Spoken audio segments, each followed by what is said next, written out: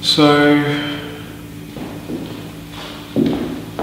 yeah, I mean, I had a lot, as I say, I mean, I had a lot of people saying, you know, you need to sort of sort your shit out, and I was smoking mad amounts at this point. So I was getting some relatively regular auditory hallucinations, which basically when you hear, it's when you hear things and not when you see things, but and that was kind of weird, you know. And it started to freak me out a bit, and I was already at this point I was completely paranoid, and I had a lot of people telling me to slow down.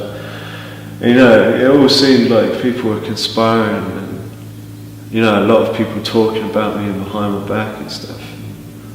So I was completely, like, socially and emotionally paranoid. It was bizarre. Anyway, so I kind of figured at this point, like, you know, my shit's going wrong. And I knew a couple of people it had gone wrong for, and I was just like, well, Fullborn's probably next. It started to make sense. And so I just kind of just came to a decision where it's just like, do you know what, fuck it. So I got an ounce of some fucking cron weed. Just cron, ridiculous. It was expensive as well. And then a bottle of vodka, and proceeded to just like bash out, just listen to music and stuff. It's just like really loud, inappropriately loud, quite a lot. And I wasn't sleeping at this point. I was just running around. I was running around town, tagging everything, and seeing everybody. If anyone was going out, I was there. It was just kind of like, as I say, I wasn't sleeping, and that stuff will fuck with your head anyway. So I was kind of rushing around, and I started getting some crazy thoughts. So I genuinely thought I was Jesus, and I'm not even fucking religious, but I was just like, you know, fuck, it made sense. You know, I'm the second coming, and it's down to me to bring peace to the fucking world. And at no point did I have any fucking justification for this, really.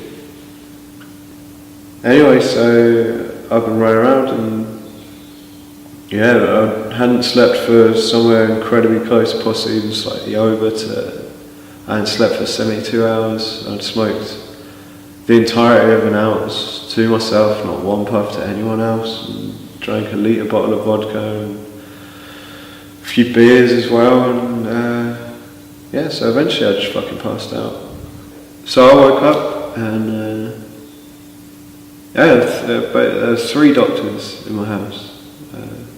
They were all psychologists, and like I properly thought I was gonna go and get 5 PhDs, and just like fuck it, I was gonna do this in my spare time while I was saving the world. You know what I mean?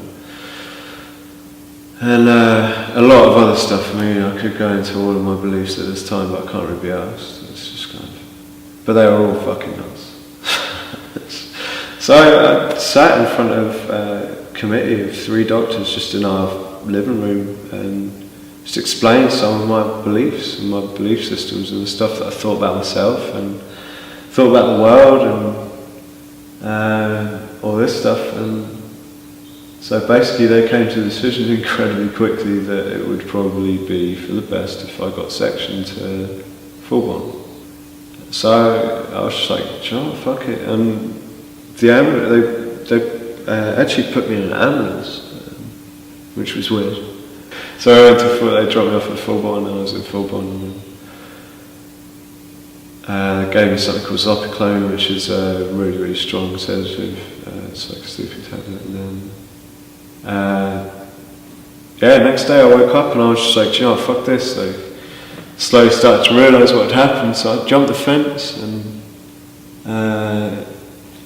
basically so at this point, I mean, the fence is tiny, but I climbed up from the smoking shelter and jumped the fence. I was just like, fuck you, I'm getting out of here. I know where my house is, so I'm going back there. All of the fucking staff came after me, basically. The head doctor at Fullborn came and told me, like, what's going to happen now is you're going to be moved to a secure unit. So I got moved to a secure unit in Peterborough.